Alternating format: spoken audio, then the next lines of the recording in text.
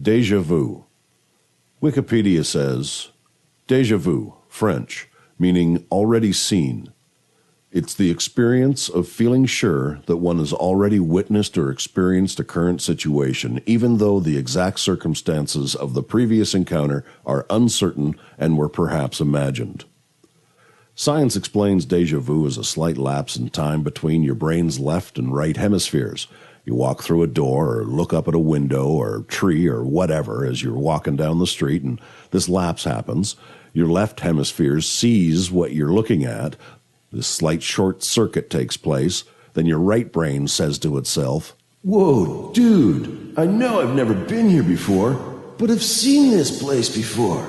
Now, according to science, you were there before, about a billionth of a second ago, you dummy.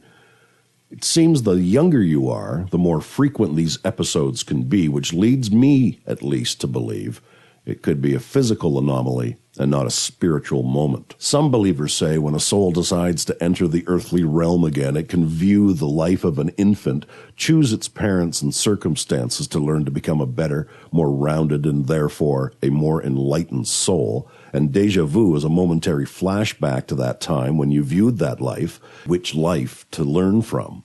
I was 19 when I moved out of my family home. My friend and my new roommate went grocery shopping for the very first time. The phone rang while we were putting the food away. It was for him. He gets off the phone and says, "I think my grandma just died." 7 or 8 hours later, he told me his mother had died, not his grandmother.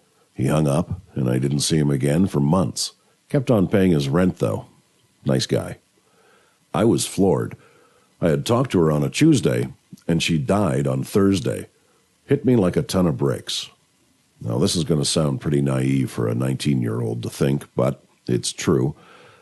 It finally hit me that if people I knew could die, then it was possible for me to die too. I started to read everything I could get my hands on, from Bibles to the occult.